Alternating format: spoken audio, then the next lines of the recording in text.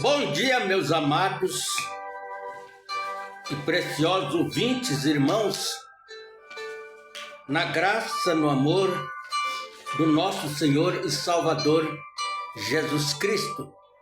Que Deus continue abençoando os nossos corações, nos dando força, alegria, paz, gozo, longanimidade, bondade, mansidão, temperança, paciência, virtude e amor fraternal. Que Deus, na tua infinita graça, possa continuar nos abençoando na graça do Senhor. E nesta manhã nós queremos dedicar-nos o nosso tempo falando sobre a palavra de Deus para os nossos corações, e que Deus nos dê um tempo maravilhoso na sua presença. É com gratidão que agradeço a todos, em nome do Senhor Jesus Cristo, que estão sempre conosco nas nossas programações, nos ajudando a fazer a nossa programação.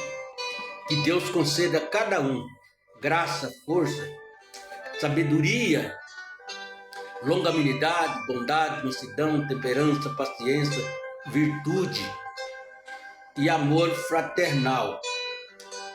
É o desejo do nosso coração nesta manhã. E nós queremos chamar a atenção dos nossos amados e preciosos irmãos para o que nós vamos falar nesta manhã. Nós vamos falar um pouquinho sobre a mensagem Entrando no Espírito, mas antes disso eu quero aqui mandar meu abraço cristão, divino, fraternal, para todos aqueles que acompanham a nossa programação, e um abraço especial a irmã Vera Floriano, lá em São Carlos, São Paulo. É uma pioneira, irmã que está sempre conosco na nossa programação, sempre nos dando aquele prazer, aquela alegria de tê-la conosco na nossa programação. E ontem estivemos em São Carlos para um culto fúnebre, onde uma das nossas veteranas, pioneiras irmãs, voltou para o lar. Ela não morreu. Ela voltou para o lar. Ela voltou para onde ela estava antes da eternidade existir. E que Deus conforte os corações das famílias, que são muitas famílias. Conforte os corações das famílias e que Deus possa consolar cada um. Mas nesse momento não é momento de ficar triste, chorando, aborrecido, reclamando, porque para nós é doído. Dói quando nós perdemos alguém fisicamente na carne. Mas eles estarão tão felizes, eles estão tão felizes aonde eles estão, porque foi um regresso. É a mesma coisa de você viajar do seu país para outro país. Você fica 1 mês, 2 meses, 3 meses, 1 ano. Um dia você compra a passagem de volta para voltar para o seu país. Que felicidade, que alegria saber que você está regressando para seu país, para a sua cidade, para a sua casa, para a sua família. Assim somos nós quando nós despedimos deste mundo. Nós estávamos aqui em uma jornada, como Israel estava na escravidão no Egito. Eles tinham a terra, eles tinham a cidade, eles tinham um povo esperando por eles, eles tinham um país, eles tinham a Palestina esperando, toda a Florida esperando por eles. Então, quando eles realmente decidiram, porque teve que haver o mover de Deus para eles decidirem deixar a vida de escravo, deixar a vida de amassador de barro, construtores de casa para Faraó e regressar para casa. Foi a melhor coisa que eles já receberam nas suas vidas. Então assim somos nós, somos peregrinos como Abraão, desertor, andando de um lado para outro, sem morada, sem destino. Mas um dia nós retornaremos para a nossa pátria, para a nossa cidade, para o nosso povo, de onde nós nunca deveríamos ter saído, que é a eternidade. Então, a família Floriano, família Garcia, São Carlos, meus pesos, minhas condolências, e que Deus conforte os corações de cada um. A nossa preciosa e amada irmã Marlene, se você pudesse encontrar com ela e dizer para ela: irmã Marlene, a senhora quer voltar de novo? Ela ia dizer não. Por que não? Porque voltar aqui para ficar doente de novo, ter dor de novo, ter filhos de novo para dar dor de cabeça, preocupação. Não quero voltar não. Não quero. Então, o que nós desejamos a toda a família é dizer para todos vocês: Deus os abençoe, na graça, no amor do Senhor Jesus Cristo. O profeta, na mensagem O Sepultamento, no parágrafo 53, ele nos diz: posso ouvi-lo dizer: Satanás, vem aqui. E ele é o chefe agora. Ele é o chefe agora. Ele é quem manda. Ele é quem dita as ordens. Ele estende a mão, arranca aquela chave da morte e do inferno, do falar dele, e a pendura no seu próprio lado, do lado dele, e a pendura do seu próprio lado. Quero te dizer isso: você tem sido um blefe por tempo suficiente, Satanás. Você tem sido um blefe por tempo suficiente. Você tem sido o tropeço. Você tem sido o embaraço nas nossas vidas, para que nós não tenhamos um real e verdadeiro encontro com Ele. Mas agora Ele tomou a chave da sua mão.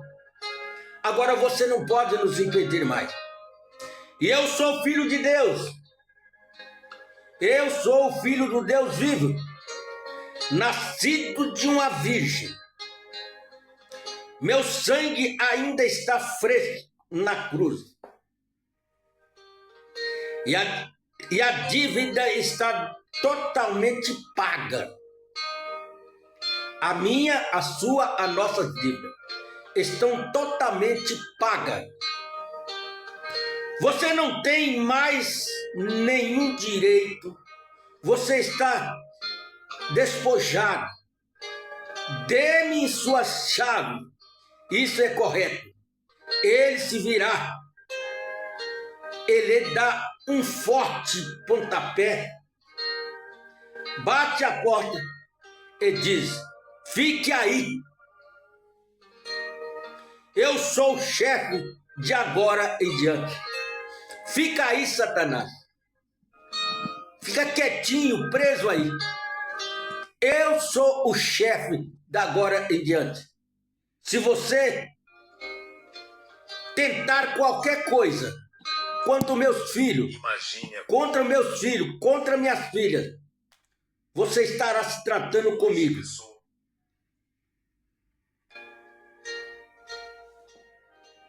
Se você tentar entristecer meus filhos, minha filha, eu vou estar aqui com eles para defendê-los.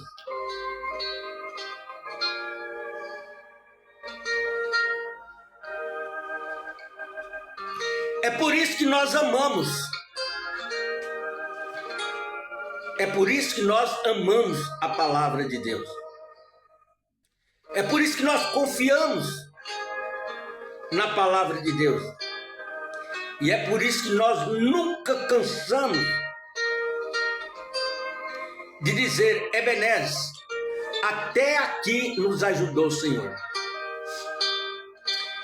Então, esta noite, eu digo nesta manhã, eu escolhi para minha leitura das Escrituras do livro de Atos dos Apóstolos.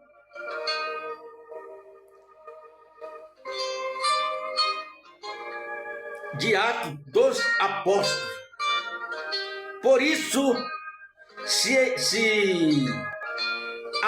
alegrou no meu coração e a minha língua exaltou, e ainda a minha carne descansará em esperança, porque não deixará a minha alma no inferno, nem permitirás que o teu santo veja a corrupção.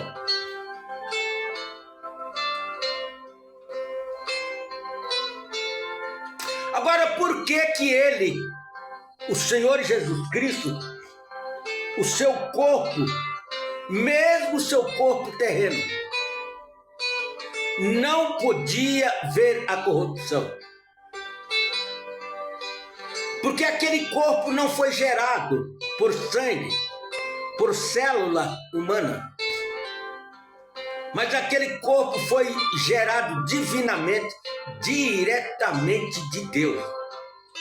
Foi o haja de Deus, foi a criação de Deus. Agora todos nós passaremos pela corrupção. Morremos, ficamos doentes, adoecemos, sentimos dor, tristeza e morremos.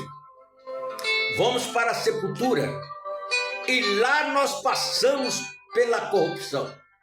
O nosso corpo corruptível apodrecerá na sepultura. Tem que ser assim, porque este corpo terreno nosso é o corpo de 16 elementos, criado pelo pó, vindo do pó. E esse corpo terreno, esse corpo animal, ele não pode entrar na presença de Deus. Por isso a Bíblia diz assim: carne e sangue não herdam o reino de Deus. Você não pode, nós não podemos entrar na presença de Deus nessa carne, nesse corpo fértil que nós temos. Por isso Deus nos preparou um outro corpo para que nós possamos ressuscitarmos, tomarmos este novo corpo e entrar na presença de Deus. Como será? Não sei. Quando será? Também não sei. Para quem será? Também não sabemos. Mas haverá. E ele continua, no versículo 7. Que belo texto para esta noite, para obter o contexto de ele estando na tumba. Ele estando na tumba. A primeira coisa que desejamos ver é chamar sua atenção. É a infidelidade da palavra, é a infalibilidade da palavra de Deus. A palavra de Deus, ela é infalível. Deus mantém sua palavra ao pé da letra. Deus mantém a sua palavra ao pé da letra. Tudo aquilo que ele prometeu se cumprirá. Tudo aquilo que ele fala acontece. Tudo aquilo que ele veio e deixou escrito para nós. terá o seu cumprimento. É muito difícil, é muito desconfortante você estar diante de um homem que ele não mantém a sua palavra. Hoje ele chega para você e ele se apresenta como algo que ele não é. E você olha para ele e você sabe que aquilo que ele está falando, aquilo que ele está apresentando, não é o real dele. Ele muda como o tempo muda de estação. De manhã está frio, à tarde está calor, à noite está ventando, no outro dia de manhã está chovendo. Ele é um homem inconstante. E quando o homem é um homem inconstante, aquele que falha com você, como que você pode confiar, descansar, colocar a sua confiança em um homem que não consegue manter a sua palavra 24 horas? Hoje ele é azedo, amanhã ele é salgado, depois da manhã ele é doce.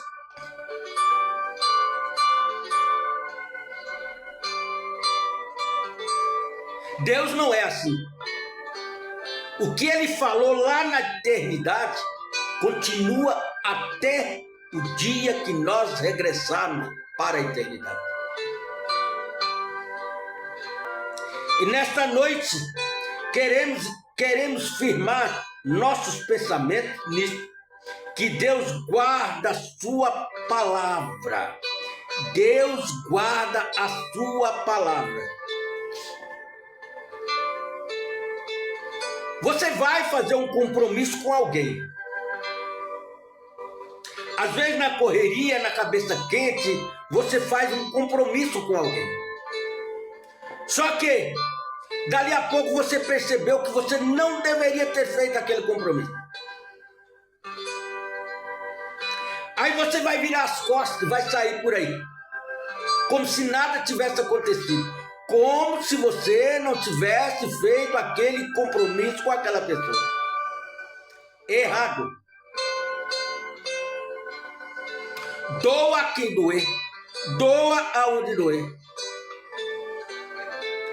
Ou no lucro ou no prejuízo. Temos que mantermos a nossa palavra. A Bíblia diz: sim, sim, não, não. O que passa disso é procedência maligna. Então, antes de nós darmos a nossa palavra para alguém, primeiro nós temos que analisar, pensar: eu vou ter condição de cumprir o que eu estou falando?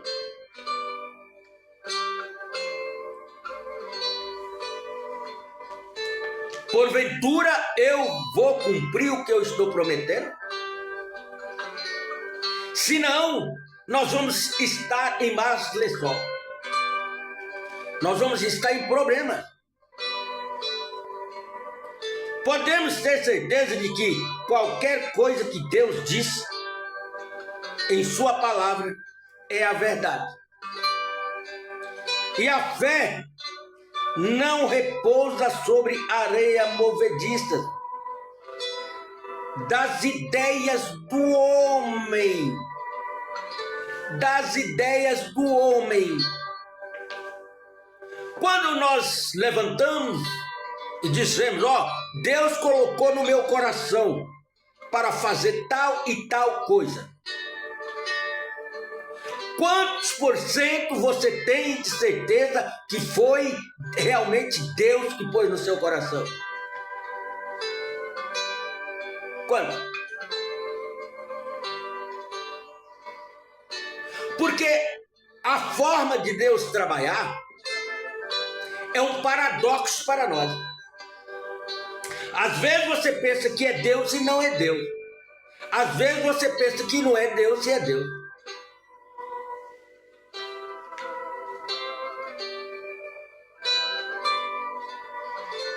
ou da teologia do homem, mas tem seu lugar de descanso definitivo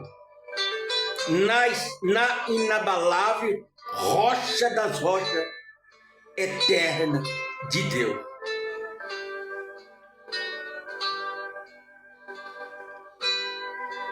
Até mesmo um pai para com o filho. O filho chega e fala: papai, me dá uma bicicleta. E o pai está sem condição de comprar aquela bicicleta para aquele filho. Ele vai dizer: ó, meu filho, o papai não tem condição de comprar hoje. O papai está sem dinheiro. Pô, mas quando o senhor tiver condição, quando o senhor tiver dinheiro, o senhor compra. O menino está dando para ele uma via de escape. O menino não está batendo o pé e gritando: eu quero, eu quero, eu quero. Ele está dizendo: não, quando o senhor puder, quando o senhor tiver dinheiro, o senhor compra. Aí ele vira para o menino e diz: sim, meu filho, quando o papai tiver dinheiro, o papai compra. Bom, o menino vai descansar na promessa do pai. Passa anos, passa meses. Quem sabe chega o aniversário do menino: papai, o senhor vai comprar a minha bicicleta que o senhor prometeu? Não, eu não prometi. Prometeu. O senhor falou que quando o senhor tivesse dinheiro, o senhor ia comprar. E ele sabe que o papai tem dinheiro.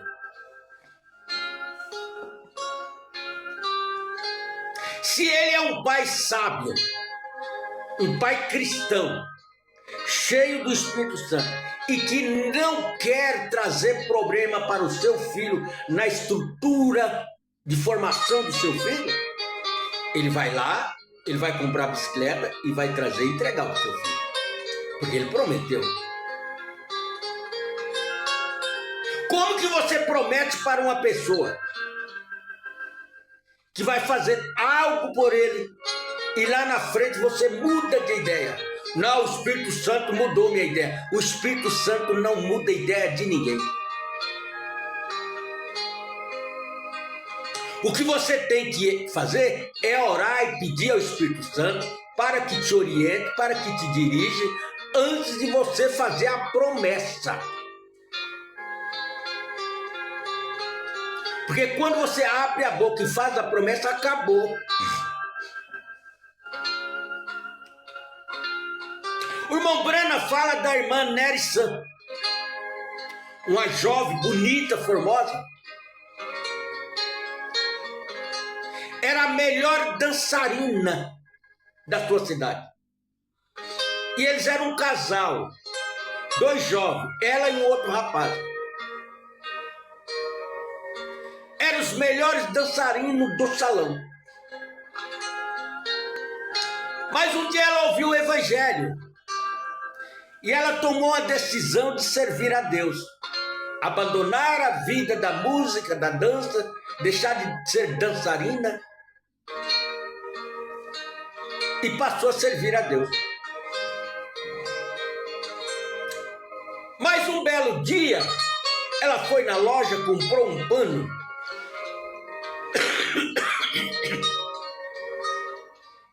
e ela foi até a costureira levar aquele pano para aquela costureira fazer aquele vestido para ela.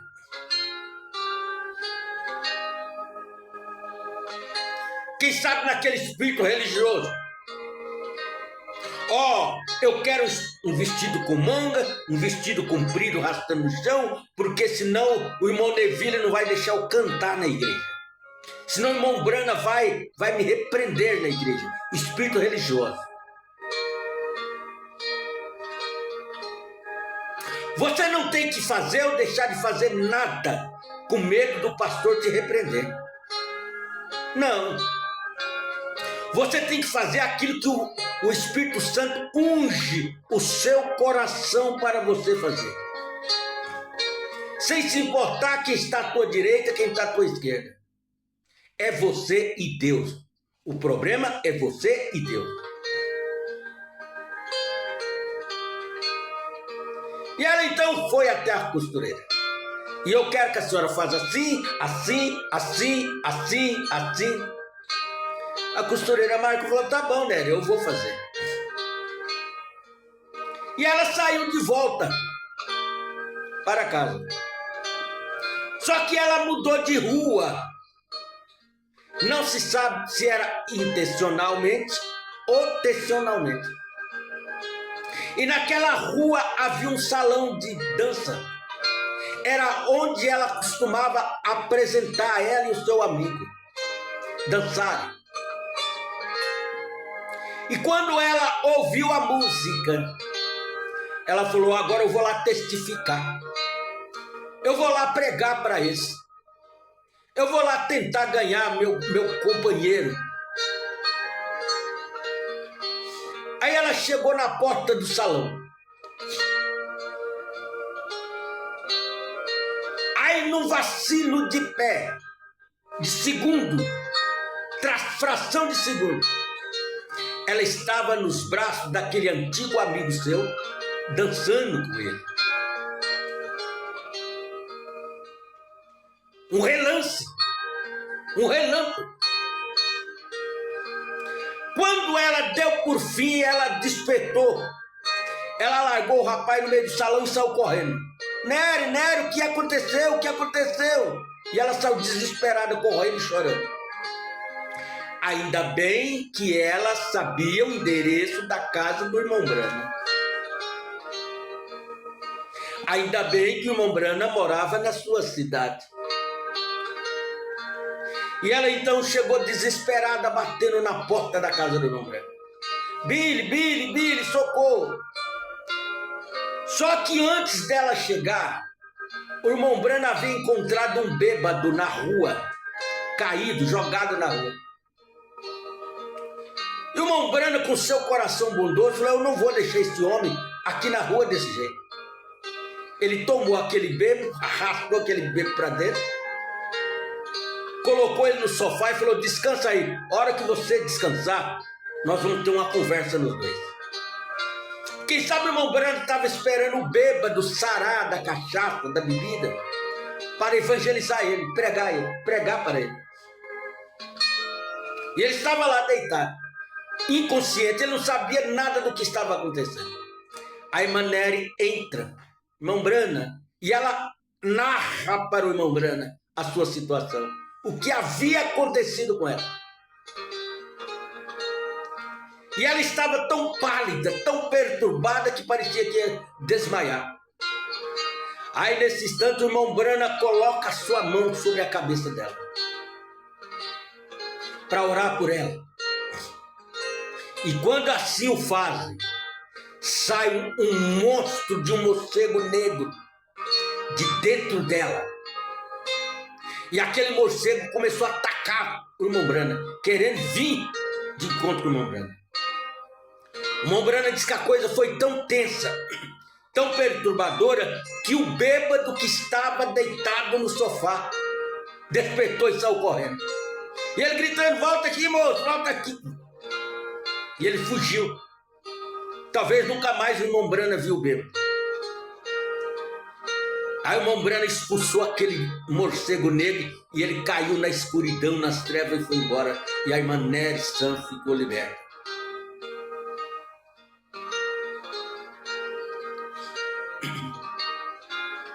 Não brinque com o poder de Satanás. Satanás é muito mais poderoso do que nós. Satanás tem muito mais condição de impor os seus ataques do que nós.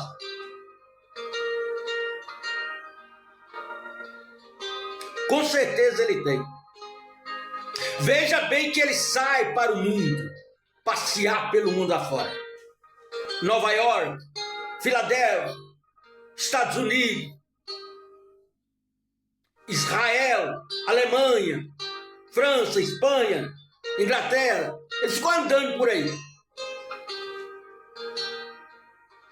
Nos motéis, nos salões de baile, nos salões de festa. Ele foi andando nas igrejas, que é o primeiro lugar que ele vai. Ele senta lá e fica ouvindo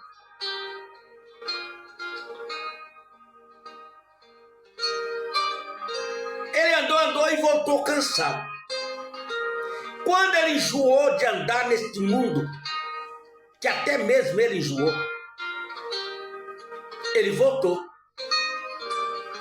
Aí quando ele chega diante do trono, daquele que estava sentado sobre o trono, Jesus pergunta para ele: de onde vem Satanás? Oh, eu vim de rodear a terra, passear por ela. Eu vim de rodear a terra e passear por ela.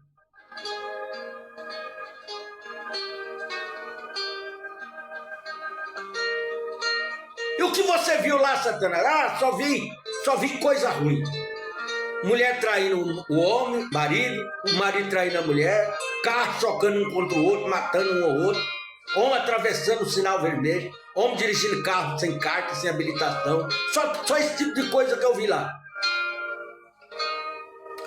Guerra, homem atirando no outro, matando a vida do outro. Homem traindo a sua mulher, levando outra mulher para o motel. Homem em cima do púlpito mentindo, pregando um falso evangelho, mentindo. Pregador, falso pregador, chamando você de segunda pessoa. Foi essas coisas que eu vi lá. Aí Deus olha para ele e fala assim: mas tudo que você viu lá são essas coisas ruins? Nada presta? Você não viu nada de bom lá?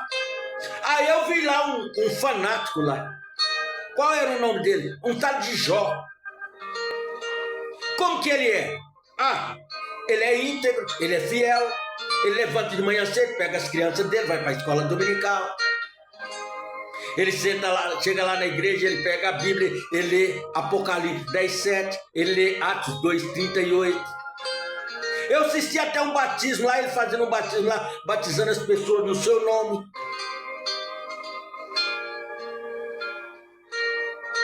Aí Deus olha para você, viu que ainda tem pessoa íntegra lá? Você viu como ele é íntegro, como que ele é fiel a mim? Claro que ele é. O homem é rico. Tudo que ele pede, você dá para ele. E na realidade, Jó era rico, era milionário, fazendeiro. 3 filhos obedientes na palavra. Iam e voltavam junto para a igreja. Fazendas, rebanho, gado, empregado. Mas eu quero ver, permita que eu vá lá. Você vê que Satanás não faz nada contra um filho de Deus, a menos que Deus permita. Para Satanás vir tentar um filho ou uma filha de Deus, ele tem que ter uma carta de permissão de Deus, senão ele não pode vir. Não. Aí Deus diz: vai lá, tira tudo que ele tiver. Só que tem uma coisa, com esta condição. Que condição? Não toque na sua alma. A carne dele, esses 16 elementos, você pode fazer o que quiser. Você pode colocar câncer, diabetes, paralisia, cegueira. O que você quiser. Mas na alma dele você não toca. Tá bom. Satanás voltou todo assanhado. Olhou para Jó e disse: agora eu te peguei.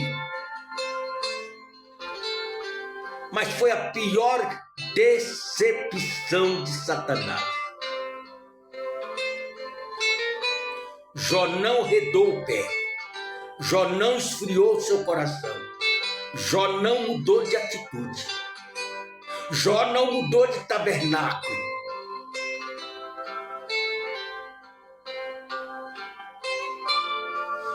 E Satanás foi tirando tudo que Jó tinha. Mulher, filho, empregado, fazenda, tacou fogo nas fazendas, matou os rebanhos de Jó, tacou uma lepra fedorenta em Jó que ninguém podia encostar. Mas ele lá firme, ele olhou para Satanás e disse: você pode fazer o que quiser, mas mesmo na minha carne eu verei a Deus. Oh, gloriosa!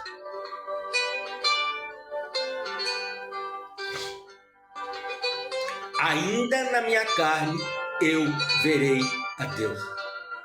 Ai, se nós tivéssemos essa segurança, se nós pudéssemos falar como Jó falou. A palavra, se Deus o disse, isso é verdade, para sempre. Se a palavra foi Deus que disse, isto é verdade para sempre. Ele nunca pode voltar atrás e dizer, eu não quis dizer isso. Eu posso dizer coisas e você pode dizer coisas. Então estamos propensos a ter que voltar atrás, mesmo que o disséssemos com o melhor de nosso conhecimento e com o melhor de nossa capacidade. Mas Deus é muito diferente de nós. Deus é muito diferente de nós. Ele é infinito. Eu tenho uma preocupação. Eu tenho uma vasta preocupação. Isso é algo que eu carrego comigo. A pessoa chega hoje e fala para você, isso aqui é feijão. Ah, você tá bom, o fulano falou que é feijão, então é feijão. Você vai falar para os outros que é feijão, porque alguém falou para você que é feijão. Amanhã você encontra com ele e fala, e como tá o feijão lá? Não, eu enganei, não era feijão não, é arroz. Ó, eu enganei, não é arroz não, é milho. Foi uma das coisas que o anjo exigiu do irmão Branham, sinceridade. E disse, você tem que ser mais sincero. Se você não for sincero, o povo não crerá em você.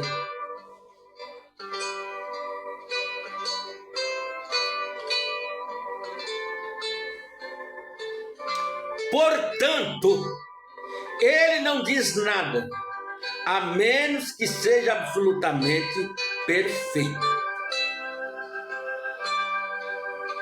Ele nunca tem que voltar atrás. Nunca tem que se desculpar pelo que ele disse. A verdade sempre prevalecerá.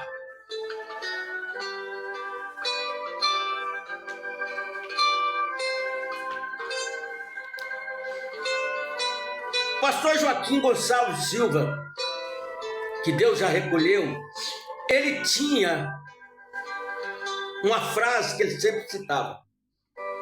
Quando alguém procurava ele, principalmente os ministros, o ministro procurava ele, porque ele era o posto de descanso dos ministros, e levava alguma questão insolúvel para ele ajudar a resolver. Ele dizia, vai procurar a rodia lá onde você quebrou o pote. Eu gosto muito dessa frase. Vai procurar a rodia onde você quebrou o pote.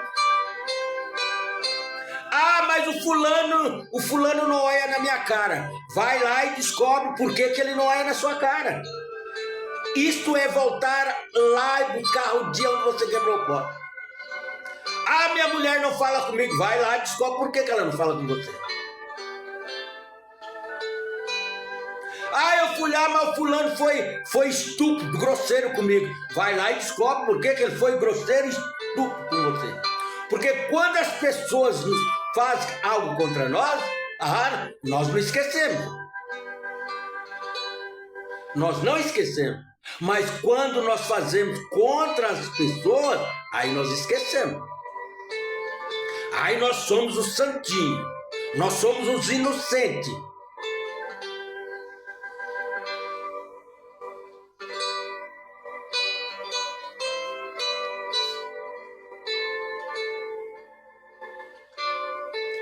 Ontem, quando eu estava no velório da irmã Marlene, ali em São Carlos, olhando o movimento, o entra e sai, pessoas chorando, indo até o caixão, olhando, chorando. Eu pensei comigo, nós deveríamos chorar por alguém enquanto ele está vivo ainda. Quando ele está no hospital, quando ele está doente, aí nós podemos chorar por ele. Aí depois que a pessoa partiu, não adianta chorar mais. Ela não está naquele caixão velho mais. Ela não está naquele corpo velho mais. E algo me veio ao coração. Às vezes você anda pelo deserto, não tem uma folhinha verde, tudo seco, só está a terra. Aí de repente você vê uma pedra, uma enorme pedra. Aí de repente você vê um pé de margarida que nasceu debaixo daquela pedra. E ela conseguiu acompanhar a natureza, o oxigênio, e ela cresceu e ela deu uma florzinha. Você não se atreva a tirar aquela pedra de cima daquela margarida. Ela veio ao mundo para estar debaixo daquela pedra. É ali que Deus quer ela. É ali que ela está bonita como está. É ali que ela produziu aquela florzinha, onde vem a borboleta, a abelhinha, subtraiu o mel dela.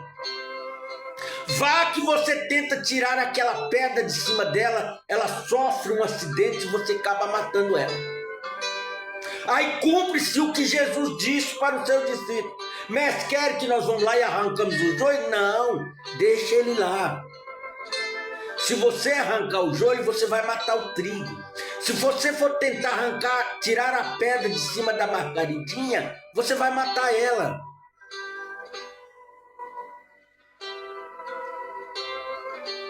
Você vai tentar tirar a prova, a luta daquele crente, daquela crente, você mata ele, você mata ela. Porque enquanto ela está com luta, dificuldade, ela ora, ela canta, ela vai na igreja, ela não perde um culto.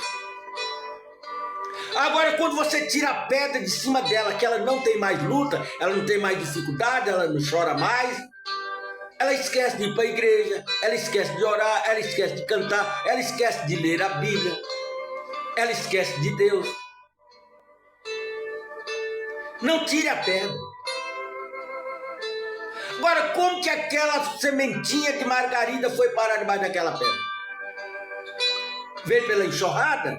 Veio pelo vento? Ou algum passarinho captou e deixou a sementinha ali? De qualquer forma, ela foi parar lá. E ela teve que parar debaixo daquela rocha, debaixo daquela pedra. Mas é ali, debaixo daquela rocha, debaixo daquele peso, debaixo daquela pedra, que ela é feliz, que ela canta, que ela alegra, ela sorri.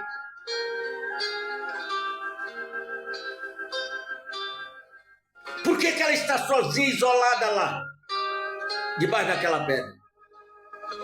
Porque ali é o habitat dela, é ali que Deus colocou ela. Agora você é um grande missionário, um grande apóstolo, um grande profeta, vai lá tentar tirar a pedra de cima da coitadinha da margarida.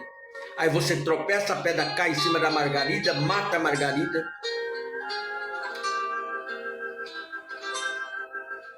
Deixe ela lá. Quem colocou ela lá tinha um propósito. E quem colocou ela lá vai cuidar dela.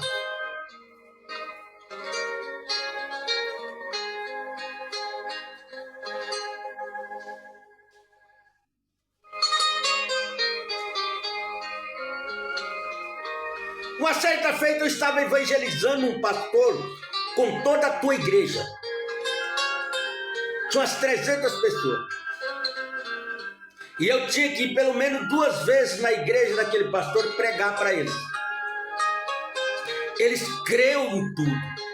Creu no batismo. Creu no lava-pé da Santa Ceia. Creu que tinha que todo mundo ser batizado em nome do Senhor Jesus Cristo. Creu que Deus tinha enviado um profeta, que o irmão Brana era o profeta. eles creram em tudo. Estavam prontos, preparados para o batismo. Ia ser um dos maiores batismos no interior do estado de São Paulo. Aqui na minha cidade, aqui em Rio Claro. Mas um belo dia, um certo irmão, com seu espírito religioso, foi lá fazer o que eu não tinha feito ainda.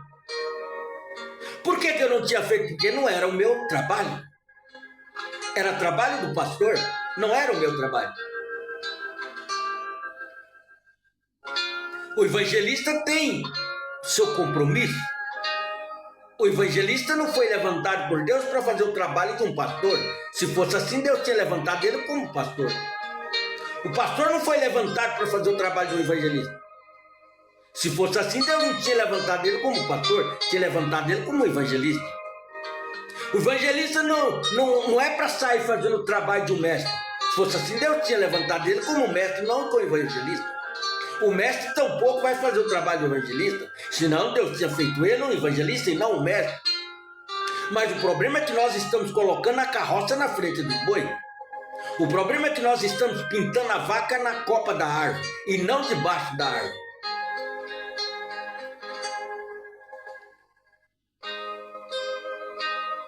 E eu não poderia dar para aquele povo alimento que só o pastor pode dar. Porque é assim que Deus ensina, é assim que Deus age, é assim que Deus trabalha. Então esse amado irmão não era nada, era apenas um crente de banco. Ele vai para lá e vai tentar pregar a semente da serpente para o pastor, coisa que eu não tinha pregado. Vai pregar a marca da besta para o pastor.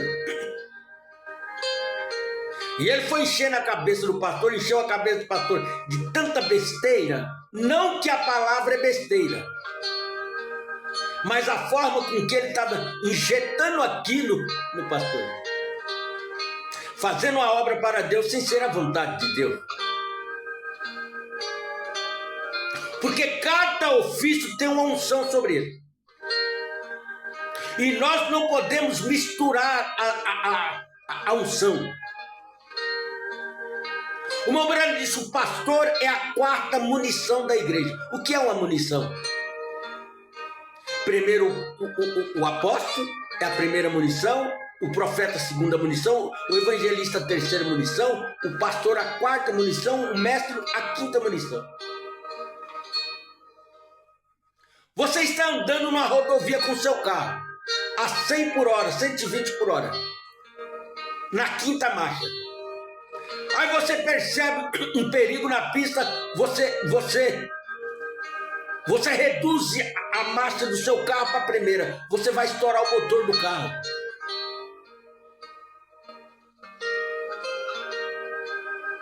Você vai estourar o girabrequim do carro.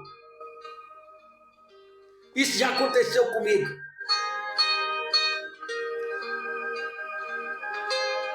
Então cada marcha tem a sua função. A primeira, a segunda, a terceira, a quarta e a quinta. Cada uma delas tem a sua função. Se você não for um motorista experiente, você vai estourar o cabeçote do seu carro.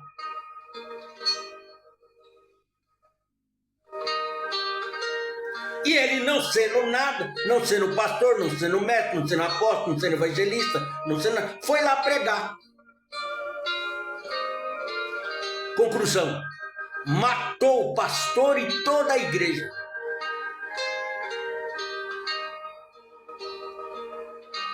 Não batizou um, para uma igreja que estava toda prontinha, preparada para o batismo. Já estavam indo na igreja, assistindo os cultos.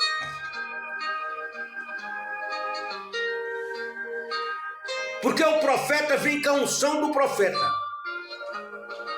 O apóstolo vem com a unção do apóstolo. O evangelista vem com a unção do evangelista. O pastor vem com a unção do pastor. O mestre vem com a unção do mestre.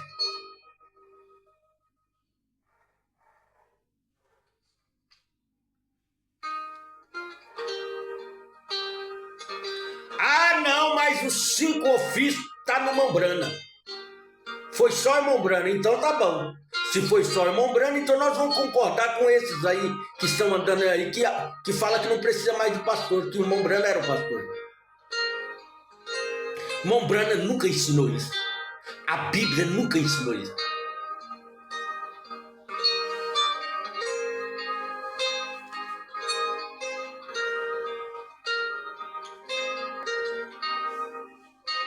Fazendo a obra para Deus sem ser a vontade de Deus. Eu já enfrentei todo tipo de dificuldade que você imaginar. Eu já orei para traficante com a 765 do lado, que o cabo até brilhava.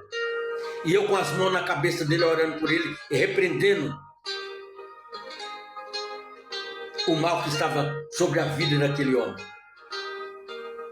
Eu já fui parado no ponto de ônibus. O cara chegar e falar, eu voltei aqui para dar um tiro na sua cabeça e te roubar. E eu estou aqui. Eu já estive na porta de delegacia onde o carcereiro chegou e falou assim, se você não sumir daqui da porta da delegacia, eu vou te prender. Mas eu estava lá.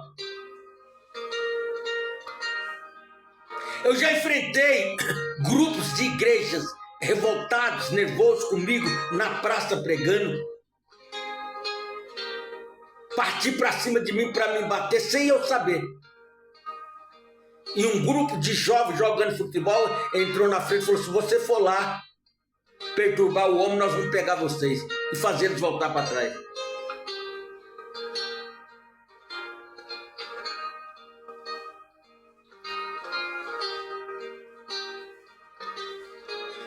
Por quê? Porque você está debaixo da unção pela qual Deus te levantou.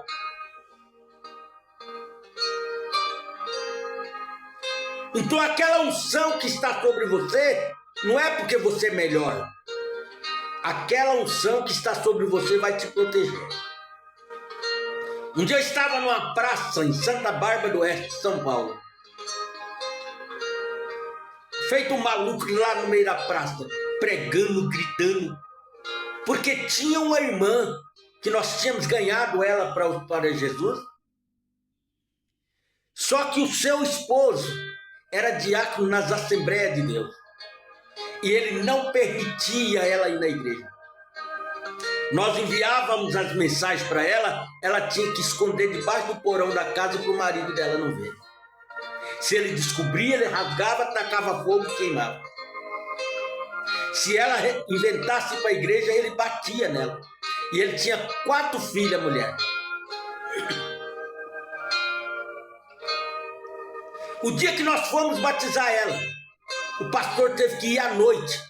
Enquanto ele foi para a igreja dele, o pastor pegou ela, correu no rio, batizou e voltou e devolveu ela em casa. Ele chega da igreja, ele percebeu que ela estava com o cabelo boiado.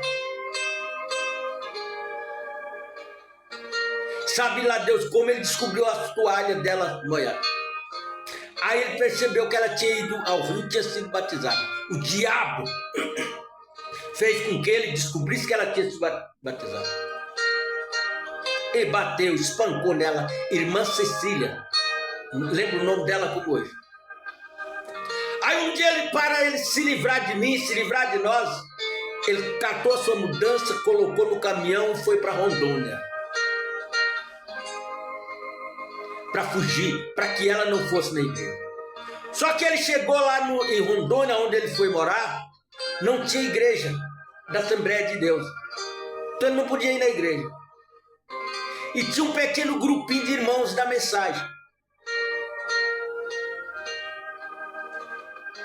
Então como ele não tinha igreja para ir mesmo, aí ele liberou ela para ir nos cultinhos dos irmãozinhos lá no meio do mato. E ela toda feliz. Ela e as filhas dela. Um belo dia ele cai doente na cama. Morre que não morre, morre que não morre, morre que não morre.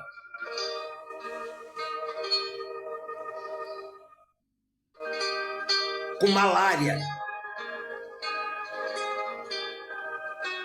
Aí ela estava um belo dia lá, um belo domingo lá, se arrumando para ir para a igreja com as filhas. Quando ela sai, ele sai da porta e grita para ela: "Ô, espera aí que eu vou também." Ela quase desmaiou.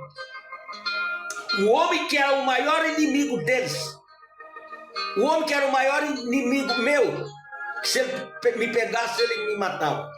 O homem que era o maior inimigo do irmão Brana: "Ô, espera aí que eu vou." Ela disse: "Mas você não está bom, você está doendo." "Não, mas eu vou assim mesmo."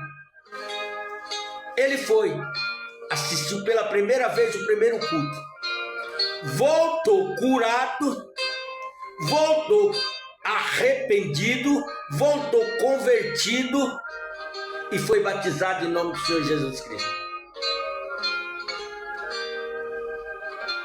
De Deus você não se esconde, de Deus você não foge.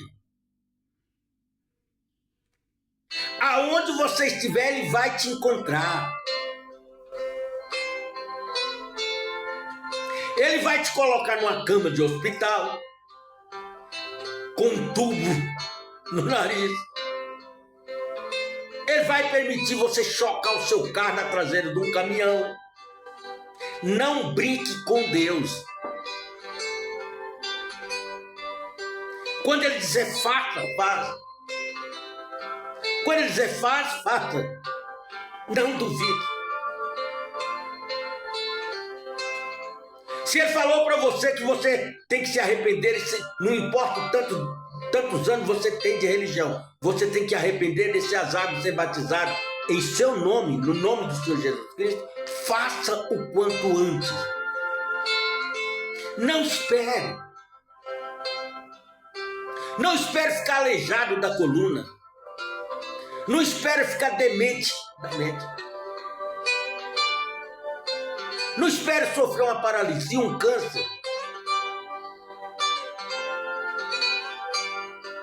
Porque aquele que não vem por amor, vem pela dor.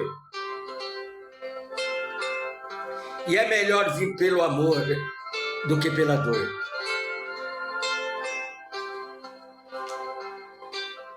Então nós temos que nos revisarmos as nossas atitudes, as nossas decisões, para saber se realmente essa atitude, essa decisão está vindo de Deus ou não.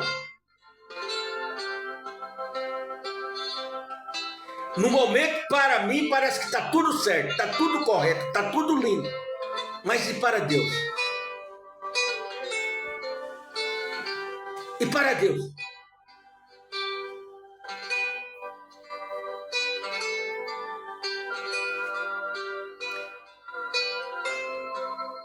Eu ganhei uma família para Jesus. Deus me usou para conduzir aquela família a Jesus. E foi uma família que eu me orgulhei muito.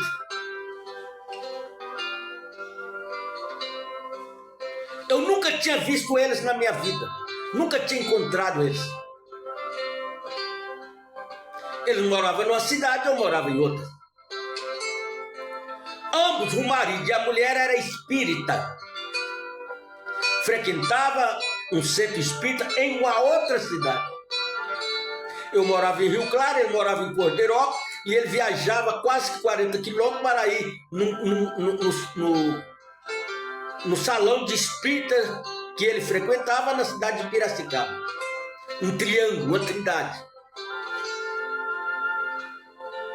Aí um dia ele chegou lá no salão lá do trabalho dele lá, começaram o trabalho, o chefe dele foi possuído por um espírito, e aquele espírito veio e falou na boca do chefe dele. Falou: "O que vocês vieram fazer aqui? Vocês não precisam mais vir aqui. Vocês vão encontrar um homem negro, preto, origem africana, e ele vai dizer para vocês tudo que vocês têm que fazer daqui para frente. Vocês não precisam mais de mim. Não precisam mais de vir aqui." O diabo abriu mão dele. Ele se entender, volta para trás, para casa chorando, pensando que o espírito lá não queria mais ele. Mal sabia ele que era Deus trabalhando na vida deles. Menos de um mês depois, a esposa desse irmão me encontra. E ali começamos. Ali comecei o meu trabalho com eles. Em menos de 60 dias, estavam batizados. Nunca tinha entrado numa igreja de crente. Nunca tinha lido uma Bíblia.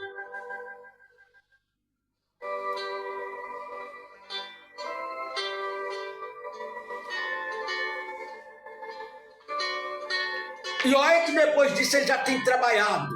O que ele já tem trabalhado para a igreja. Já foi diácono, já foi presidente de diácono. Só não foi pregador ainda, porque eu acho que ele não tem o dom de pregador. Está até hoje firme na igreja. Firme na palavra.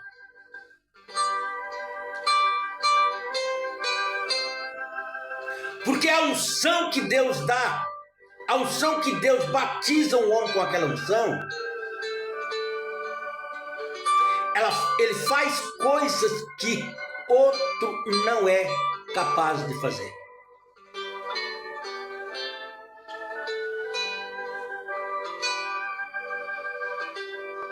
O último crente que eu batizei, viajei 200 quilômetros para batizar. Era 110 quilômetros para ir, 110 para voltar. Primeira vez que eu fui, o homem faz 74 anos, com 2 anos que estava deitado no sofá, inválido, tinha sofrido derrame. Para comer, para fazer as suas necessidades, era tudo deitado naquele sofá. Ele não levantava do sofá nem para ir no banheiro, tinha que fazer as necessidades ali do lado do sofá onde ele estava. A sua filha me convidou para ir lá, orar por ele. Chegamos, cantamos, passamos a tarde inteira cantando, sem violão, sem teclado, sem banda de música, sem coral, sem nada.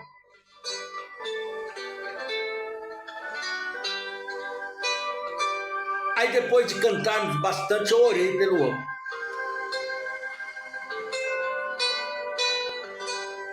Dali 15 dias eu recebo um telefonema. O homem estava curado. O homem estava andando, trabalhando, fazendo as suas obrigações. E ele pediu para me batizá-lo. Aí eu fui lá batizar o homem. O batizei. Porque eu procurei 2 pastores, o pastor que eu auxiliava e o outro pastor lá da cidade dele, para ir batizar eles. Deus não permitiu nenhum dos 2 ir lá batizar o homem. E ele queria ser batizado por mim. Eu o batizei. E ele ficou firme até o tempo que Deus recolheu ele. Curado, sarado. Nunca tive naquela região. Nunca tive naquela cidade. Não sabia nem como fazer para ir naquela cidade. Agora, por que Deus me levou lá para pregar para esse homem, curar esse homem e batizar ele? O mesmo que ele fez com Felipe, quando Felipe foi batizar o eunuco. Agora tem aqueles que levantam contra o ministério, contra o ofício do evangelista. Se dependesse de um pastor, aquele homem tinha morrido sem ser batizado. Ele nunca recebeu a visita de um pastor.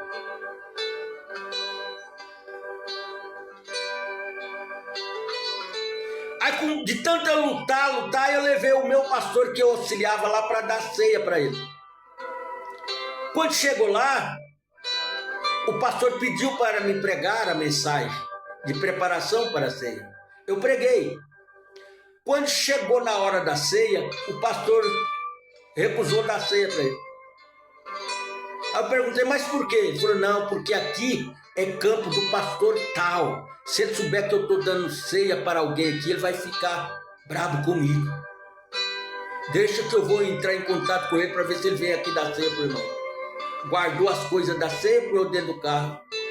O irmão olhou para mim, prontinho para tomar ceia. Olhou para mim e falou: irmão, não se preocupe. Na cara do pastor.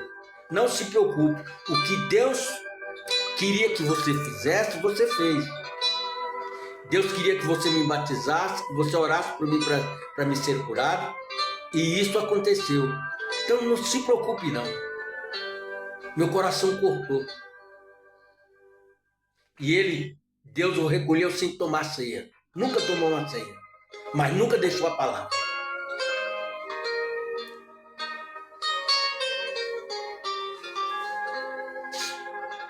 São pequenos testemunhos que pode fortalecer alguém, ajudar alguém, encorajar alguém.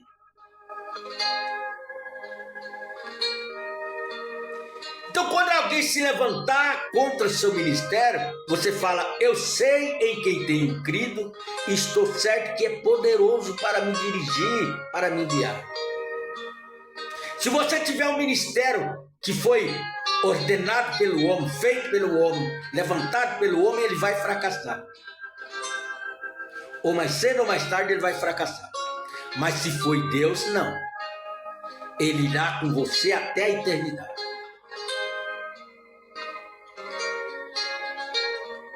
Às vezes eu paro e medito.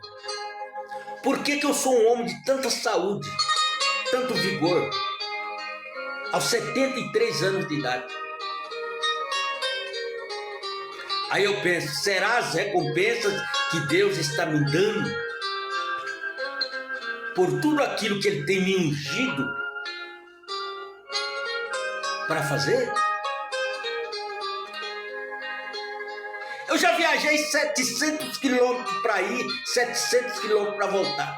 Parei lá no Paraná, no norte do Paraná. Levanto de manhã cedo, saio do quarto do hotel, tinha uma multidão ali esperando para pegar os seus ônibus. Eu reuni aquela multidão sozinho, Deus, sem música, sem violão, sem nada. De repente eu estava pregando para uma multidão de 60 pessoas. E dali Deus tirou um homem, está lá no Mato Grosso hoje.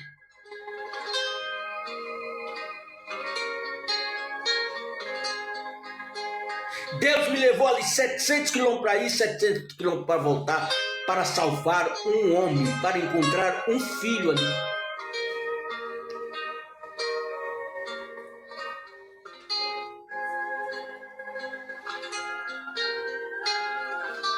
Eu precisava de um motorista para poder fazer um carreto para levar uns irmãos, me levar eu e os irmãos numa cidade onde eu estava abrindo um trabalho. E que hoje tem uma igreja de quase 90 pessoas lá.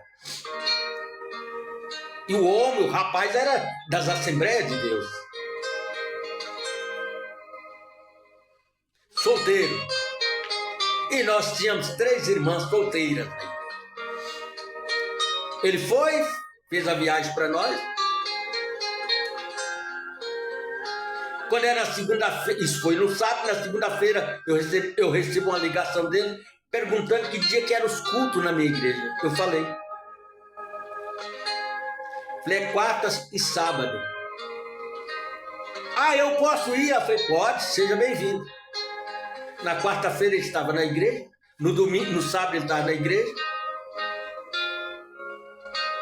Resumindo a história, se converteu, se batizou e casou com uma daquelas irmãs. E hoje ele é o líder de cântico do Tabernáculo da Fé da minha cidade. Não é onde eu congrego, mas eu sou feliz por ele estar lá.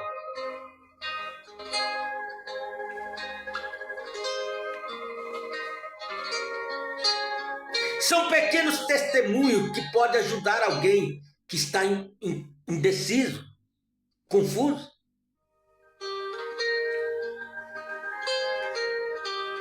Parágrafo 9. Até mesmo para Jesus, nesses grandes dias que celebramos, quando Deus realmente massacrou seu Filho pelos pecados do mundo. Deus massacrou seu Filho pelos pecados do mundo. Eu sempre disse, Não foi o diabo que matou Jesus. Não.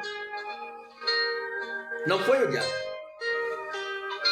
Quando você afirma que o diabo matou Jesus, você está enaltecendo o diabo.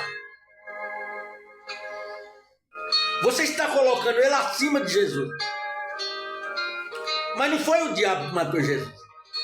Foi o próprio Deus, o Cordeiro que foi sacrificado antes da fundação do mundo. Ele foi o meu sacrifício, o seu sacrifício, o nosso sacrifício. Sem ele nós não seríamos nada hoje. O diabo não ia matar ele para que eu fosse salvo. Se o diabo soubesse que ia matar ele e eu seria salvo, o diabo não mataria ele. E como não matou? Talvez tenha sido milhares de anos antes que as fundações fossem lançadas. Deus falou a palavra e ela é uma obra consumada do céu. Quando Deus a fala, já está concluída. Quando Deus fala a palavra, ela já está concluída.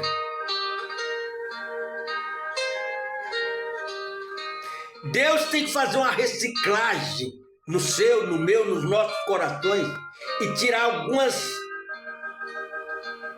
escamas de peixe que há em nossos corações, na nossa mente. E deixar nós vermos, deixar nós enxergarmos que nós não somos nada.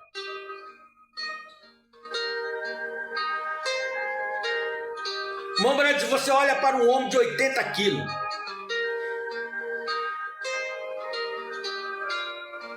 Ou de 100 quilos. Ele só tem 20% de homem. O resto é massa.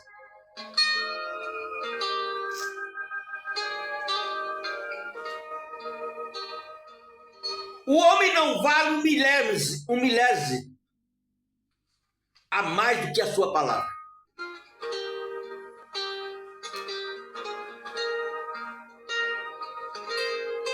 O valor do homem é o peso da sua palavra.